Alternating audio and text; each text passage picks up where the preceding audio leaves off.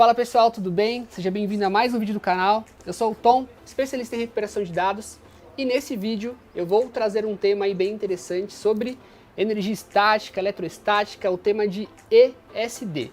Primeiramente, quero agradecer aí você que segue a gente lá no Instagram. Eu abri uma caixinha de pergunta lá pedindo recomendações de empresas que trabalham com isso, né? Que sejam especializadas nesse tipo de produto, prevenção, os cuidados.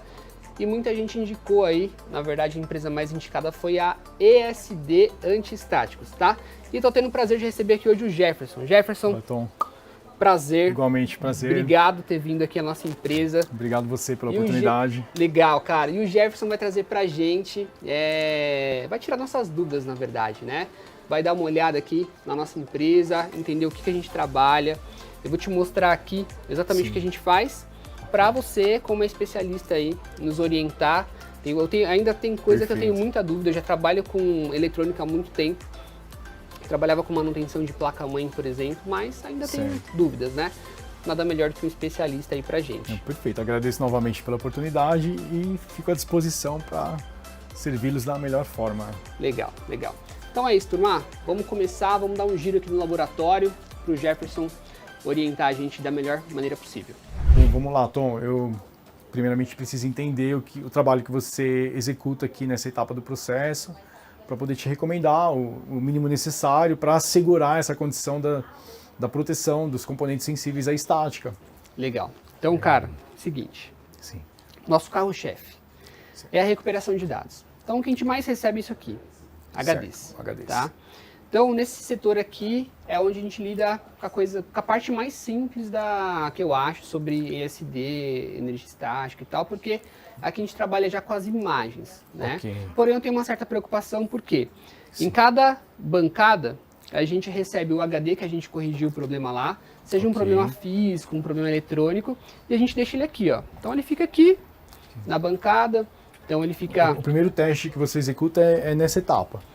Aqui muitas vezes eu posso lidar com duas fases do processo. Quando o HD ele não chega com problema, e aí ele está com problema lógico, tipo alguém formatou, alguém excluiu os dados, então ele já vem para cá. Então ele fica aqui, fica armazenado aqui enquanto a gente está gerando a imagem, criando a imagem no processo. Tá?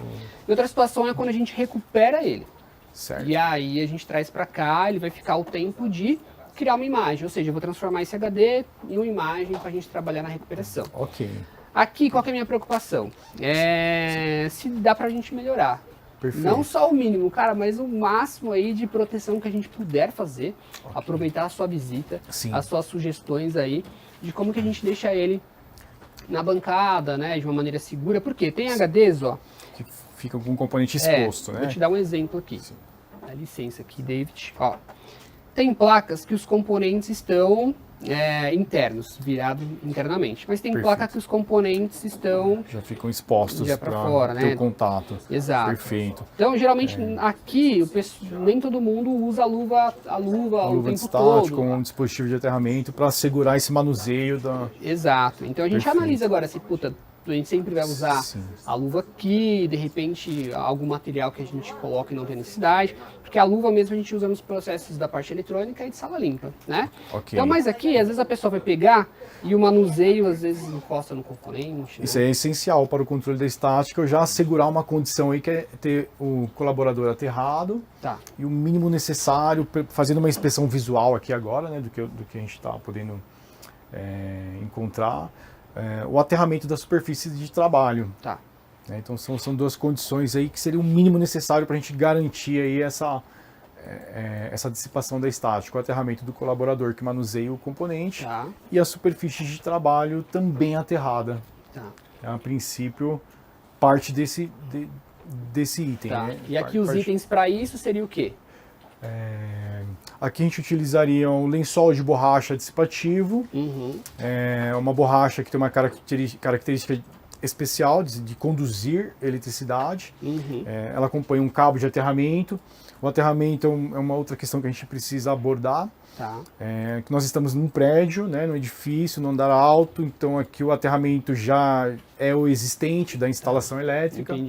Então essa vai ser a referência que nós temos que prever aqui na instalação no local. Então esse aqui é o primeiro ambiente. Certo.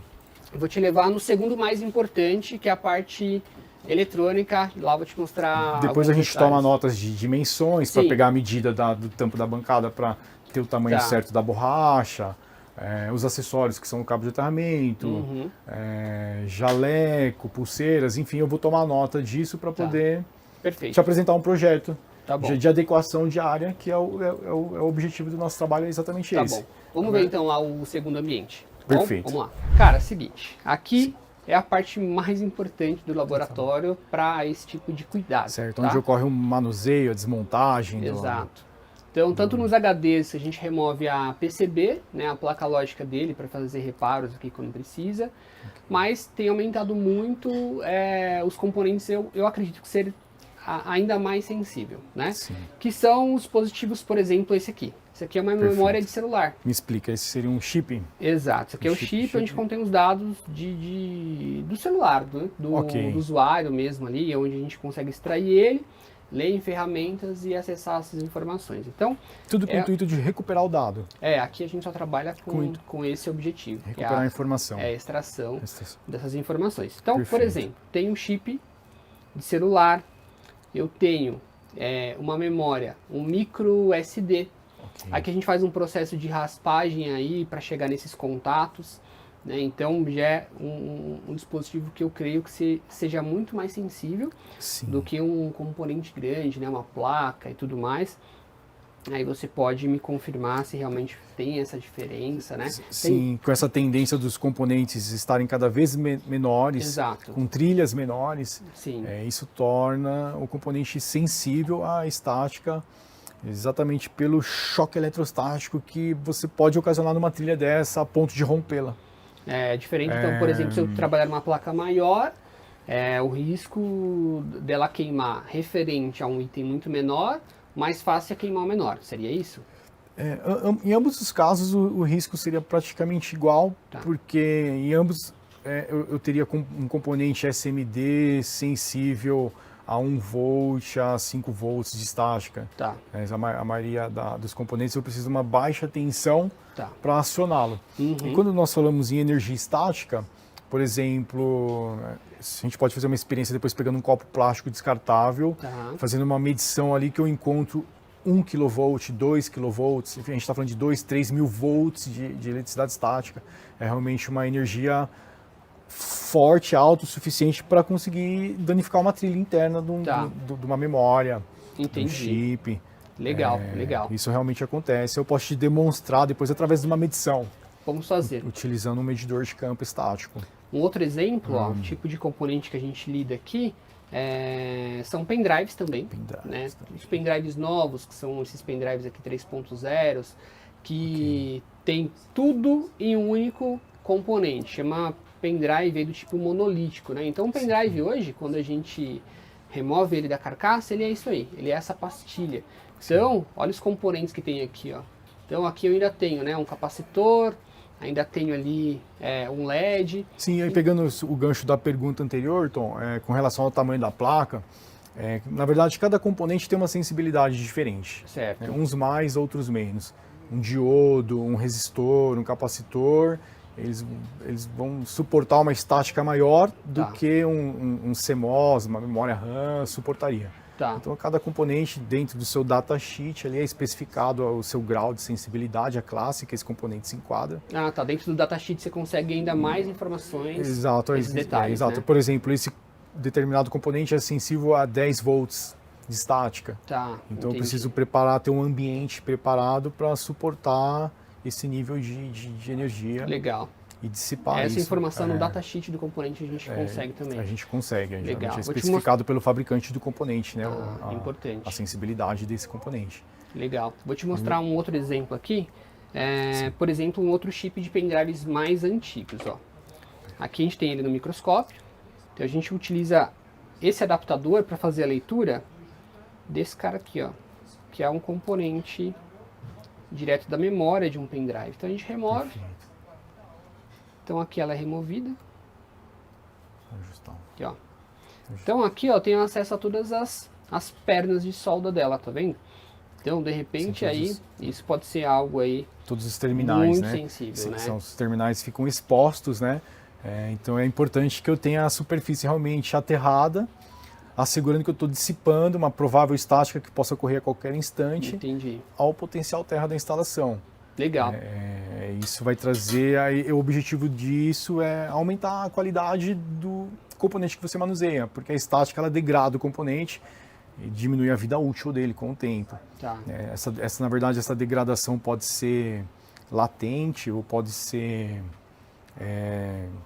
destrutiva a ponto realmente de romper ali e eu pegar esse problema já no primeiro teste que for ser executado. Entendi. Né, para ler essa memória. Então, não necessariamente a estática ela vai queimar o componente de cara. Exato, né? Isso pode ocorrer com o tempo. Você pode e diminuir após a o vida manuseio, útil eu posso dele. diminuir a vida útil dele. Eu posso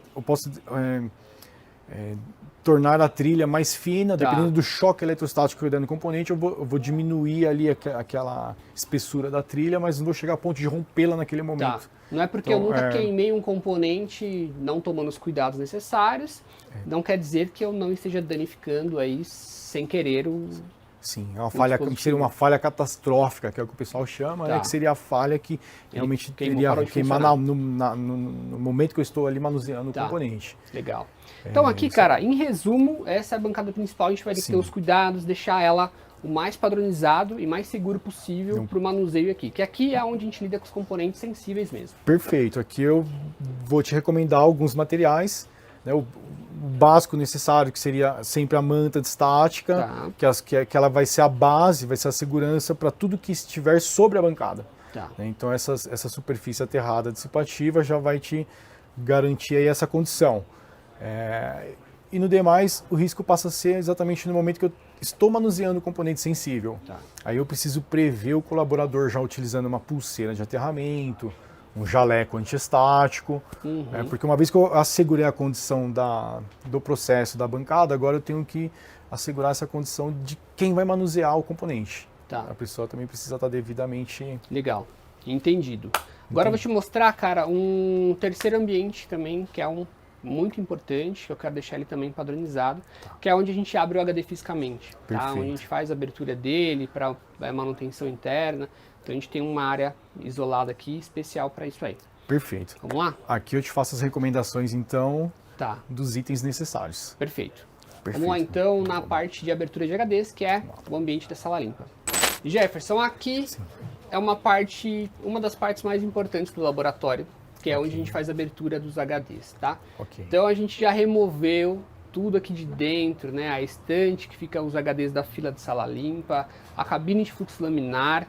Então já deixou uma área preparada, porque eu quero te mostrar uma coisa que eu sempre tive aí vontade de melhorar, encontrar algo ideal, que seria o piso, né? Perfeito, o piso condutivo. Isso, então eu já queria aproveitar e ver a sua sugestão também para ver se a gente consegue adaptar um piso, ou instalar do zero um piso condutivo aqui. Perfeito.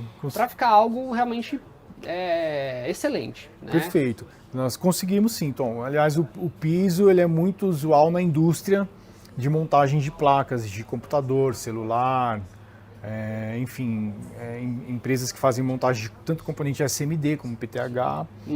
A gente parte desse princípio. No chão de fábrica eu tenho um revestimento já próprio com as características de ser antiestático e condutivo para, numa situação de movimentação de material, carrinho, pessoas que circulam, né, pela linha de montagem, estarem na condição de estar aterrado e dissipando essa estática através do piso. Então o piso é importante, é fundamental para o controle da estática num ambiente produtivo que manuseia os componentes eletrônicos. Legal, que o piso aqui sempre foi um problema, assim, que eu sempre testei, já testei uns 3 tipos de piso, mas nunca ficou do jeito que eu queria, né? Ainda até pela questão de limpeza, é um lugar que tem que ficar assim, o mais limpo possível, e nunca era um piso condutivo. Então, vamos aproveitar e vamos tentar... É um revestimento comum, né? Exato, um revestimento comum. O que nós vamos propor para você é o revestimento, é o piso vinílico, fornecido em placas de 60 por 60 centímetros, é um piso de uso industrial, né? E é o que eu vou recomendar para que você instale no laboratório e faça essa adequação. Show de Tem bola. um mostruário para te apresentar, né? A gente poder definir a cor desse piso, Tá. poder explicar a funcionalidade dele para você. Vamos dar uma olhada então, uma olhada nas cores e Sim. se apresenta um pouquinho do piso pra gente. Eu trouxe uma amostra, posso te apresentar? Tá, vamos ver. Vamos ver. lá. Vamos lá. Então, Tom, eu trouxe comigo uma amostra do piso condutivo, que nós falamos há pouco, para que você possa conhecê-lo.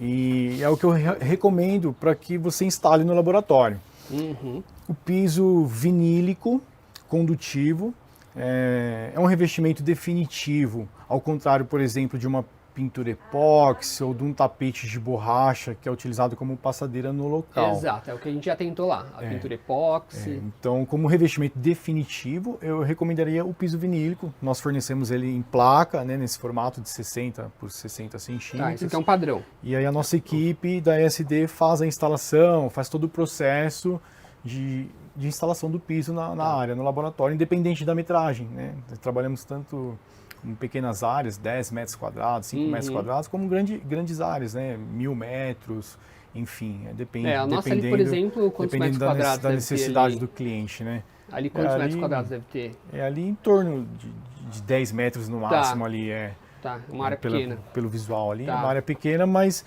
o trabalho, a instalação é praticamente o mesmo. É praticamente o mesmo. Então o que difere é somente a cor, né, o piso vinílico condutivo branco ou cinza. A indústria utiliza muito branco, né, mesmo numa área grande, porque facilita também muito a visualização de componentes que muitas vezes acabam caindo no chão, enfim. Entendi, é mais fácil para você ambiente pegar... o ambiente fica mais clean. Ah, sim. Né? Muitas indústrias têm a questão da sala limpa, Entendi, né? Um ambiente padrão sala limpa. Então, mais branco também. O piso branco ele fica muito bem, né? Ele cai bem no ambiente e cumpre com a função de ser antistático, condutivo. E eu gostei da recomendação porque se cai alguma coisa nesse aqui é mais fácil você pegar. Você Se cair um parafuso, alguma coisa, Sim. que acontece, né? Sim. Então, caiu alguma coisa, a gente vai ter um piso melhor aí para fazer essa identificação. E o que tem de especial nesse piso aqui? No composto do piso, ele possui filamentos condutivos, né, que dá essa característica. Quando a gente fala que o material é condutivo, então ele tem uma resistência ôhmica. Tá. No caso do condutivo, ele vai de 1K a 100K ohms, né, que seria de 1 vezes 10 a terceira a 10 a quinta, 10 elevado a quinta. Então, esse desenho que ele tem aqui são os filamentos. São os filamentos que confere essa característica de ser um material entre 1K e 100K ohms, de resistência ôhmica. Né? Então o piso ele confere essa proteção, ele tem essa característica porque ele acaba atuando também como um limitador de corrente. Se eu for fazer um teste de tensão aplicada ou energizado ali no laboratório, eu preciso ter uma resistência mínima. Entendi. Eu não poderia usar, por exemplo, uma chapa de aço lá no chão, que seria assim, um curto direto. Né? Vou construir um piso condutivo colocando uma chapa ali. Para a indústria eletrônica isso não é recomendado. Né? Então o material ele tem que ter essa característica. Vamos dar uma olhadinha ele aqui no microscópio? Bora. Para o pessoal ver esses filamentos. Então, é esse desenho aqui que é o filamento condutor que permite o escoamento da carga ao potencial terra da instalação. Né? A base do piso ela é preparada, né? Antes de receber a placa é feito um tratamento com um primer, né? Dependendo cada área acaba tendo uma necessidade diferente. Muitas vezes é preciso aplicar um primer, uma massa PVA, para depois entrar com a colagem e a malha de aterramento do piso. Legal. Então todo esse processo é legal a gente acompanhar. Vamos pegar um passo a passo, a gente vai fazer. Vou escolher essa cor aqui então, branco. Legal, eu ia te perguntar que cor você opta. Vai ser o branco então, pela recomendação aí.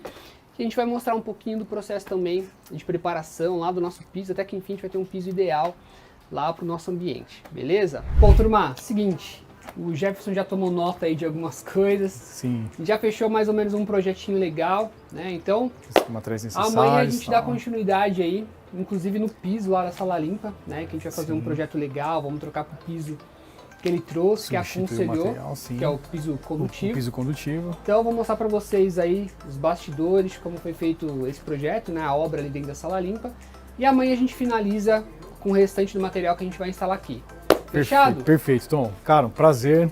Prazer é meu. Muito bom, legal, nota Amanhã 10, parabéns. Estamos de volta aí. Amanhã tamo junto aí. Beleza, já voltamos.